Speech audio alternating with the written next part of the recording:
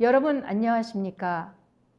우리는 지난 시간에 창세기 1장 1절로 23절의 첫째 날부터 다섯째 날까지의 말씀을 통해 창세기가 단순한 물리적 창조의 기록이 아니라 하나님의 구속사가 시작되어 완성으로 나아가는 영적인 여정의 계시임을 함께 깨달았습니다. 오늘은 그 깊은 의미가 더욱 선명하게 드러나는 여섯째 날에 숨겨진 비밀을 함께 살펴보겠습니다. 창세기 여섯째 날의 본문은 겉으로 보기에는 만물 창조의 기록 같아 보이지만 그 안에는 인간의 내면과 외면의 영적 상태를 비유적으로 표현하는 놀라운 통찰력이 담겨 있습니다. 여섯째 날에 등장하는 땅, 물고기, 가축, 기는 동물, 새, 씨앗, 채소 등의 이름들은 만물의 물리적 창조를 의미하는 것이 아니라 각기 다른 인간의 영적인 모습과 말씀을 깨달아 생명의 씨를 소유하는 과정을 상징적으로 보여준 것입니다. 이 말씀은 넷째 날로 완성된 새하늘의 광명체들이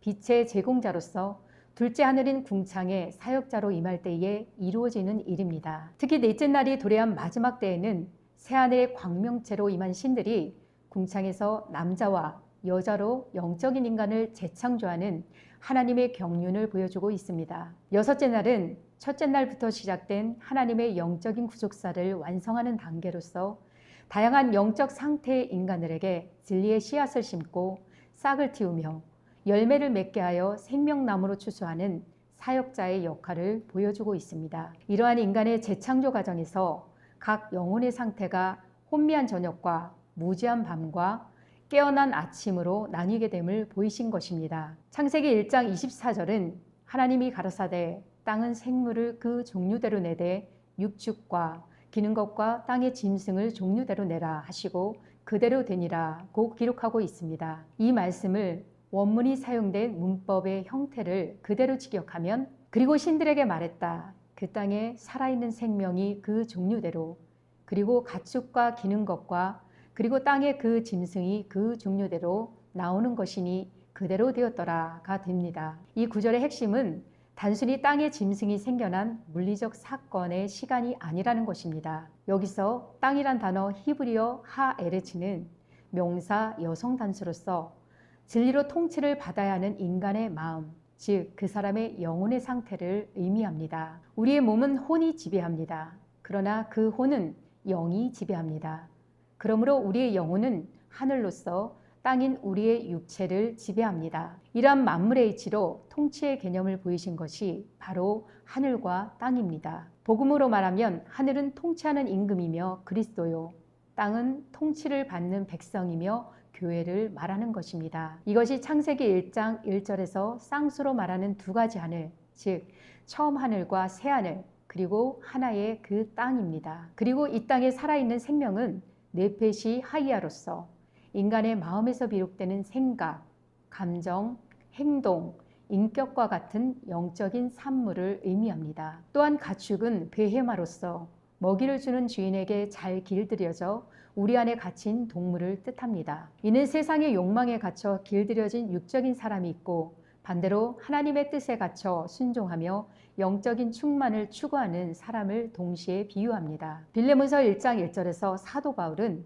디모데와 함께 그리스도와 예수를 위하여 갇힌 자 되었다 하였습니다. 에베소서 4장 1절로 3절은 주 안에서 갇힌 우리가 부르심에 합당하게 행하기 위하여 겸손, 온유, 인내 그리고 사랑으로 서로를 용납하고 평화의 끈으로 성령께서 하나 되게 하신 것을 힘써 지켜야 한다고 가르칩니다. 그러므로 우리가 땅의 목자를 따를 것인지 아니면 하늘의 목자를 따를 것인지 스스로의 모습을 돌아보아야 합니다. 하늘에 갇혀 길들여진 사람은 순종과 인내와 형제와 이웃을 돕는 마음으로 선한 습관을 갖게 됨으로써 하나님의 뜻대로 움직이는 가축과 같은 사람입니다. 이들은 인간의 삶을 풍요롭게 하는 긍정적인 산물인 토차를 낳습니다. 주님께서 십자가의 피로 세우신 새 언약의 법은 바로 이러한 하나님의 가축들을 위한 법이며 새 하늘의 진리요 자유의 율법입니다. 또한 기는 것은 바레메스로서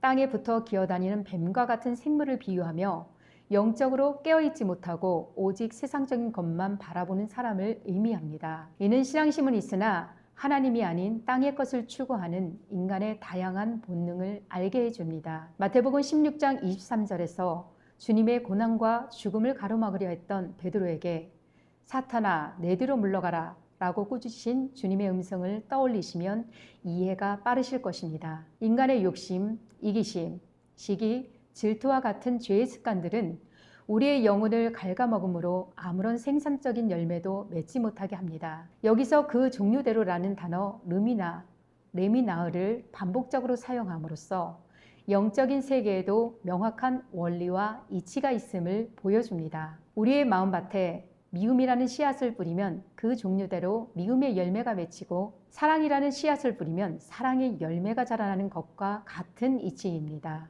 또한 행위에 의지하여 뿌린 마음의 씨앗은 결국 구원과는 상관이 없는 행위의 열매로 끝나게 됩니다. 이는 요한복음 3장에서 말씀하신 물과 성령으로 거듭나라 하신 메시지와도 깊은 연관이 있습니다. 우리의 생각과 마음의 상태가 그대로 삶의 결과로 나타나는 자연의 이치와 동일한 논리입니다. 초립에 오셨던 주님이 종말에 다시 오신 이유 역시 누가복음 2장 35절의 말씀처럼 여러 사람의 마음의 생각을 드러내려 함인 것입니다. 하나님께서는 이러한 이치를 알리시며 그 땅에 살아있는 생물이 그 종류대로의 산물이니 그대로 되었더라 라고 말씀하셨습니다. 이는 우리의 마음속에 무엇을 품고 있느냐에 따라 그에 맞는 영적인 결과가 반드시 나타난다는 뜻입니다. 부정적인 마음은 부정적인 결과로 인해 땅을 기어다니는 바레메스를 낳고 하나님을 향한 선하고 긍정적인 마음은 긍정적인 결과로 인해 주인에게 길들여진 가축과 같은 베헤마를 낳는 것입니다. 1장 24절의 마지막 부분인 그대로 되었더라 라는 단어 바예히케는 하나님의 말씀이 단순한 명령이 아니라 그 말씀대로 현실이 창조되는 절대적인 진리임을 강조합니다. 이는 우리의 삶에서 일어나는 모든 일이 우연이 아니며 우리의 마음속에 품은 생각과 영적인 상태가 현실 그대로의 산물로 나타난다는 창조의 섭리를 보여주고 있습니다. 따라서 창세기 1장 25절은 하나님이 땅의 짐승을 그 종류대로, 육축을 그 종류대로, 땅에 기는 모든 것을 그 종류대로 만드시니 하나님의 보시기에 좋았더라 라고 말씀합니다. 이를 원문 그대로 직역하면 그리고 신들이 그 땅의 동물을 그 종류대로, 그리고 그 가축을 그 종류대로, 그리고 그 흙에 기어다니는 동물의 모든 것을 그 종류대로 만들고 신들이 보았더니 심히 좋았더라가 됩니다. 여기서 하나님은 신들을 통하여 각 영적 상태의 인간들을 그 종류대로 만드셨다 하셨습니다. 그리고 좋았더라라는 토부는 하나님께서 신들을 통해 이들의 모든 영적인 상태를 인지하시고 그 가운데서 구원의 역사를 시작하실 계획을 선포하는 의미입니다. 동물들이 각기 다른 습성을 가지고 있듯이 사람들도 서로 다른 특성을 가지고 있습니다. 하나님께서는 이러한 인간의 다양한 모습을 먼저 보이신 후 그들 중에서 종류대로 골라 새로운 사람을 만드실 계획을 세우셨습니다. 이렇게 다양한 특성을 가진 사람들을 영적인 진리로 인을 쳐서 다시 창조하실 때 그 과정에서 드러나는 인간의 편견에 대해 하나님은 경고하셨습니다. 사도행전 10장 11절로 16절에 기록된 베드로의 환상을 통해 우리 안에 있는 잘못된 편견을 짚어보겠습니다. 하늘이 열리며 한 그릇이 내려오는 것을 보니 큰 보자기 같고 네 길을 메어 땅에 들이웠더라.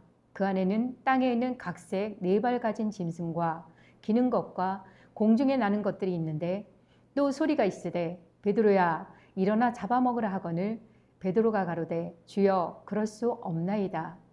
속되고 깨끗이 아니한 물건을 내가 언제든지 먹지 아니하였사나이다 한데 또 두 번째 소리가 있으되 하나님께서 깨끗하게 하신 것을 내가 속되다 하지 말라 하더라. 이런 일이 3번 있은 후 그 그릇이 곧 하늘로 올리워 가니라. 이 일은 영적인 추수를 의미합니다.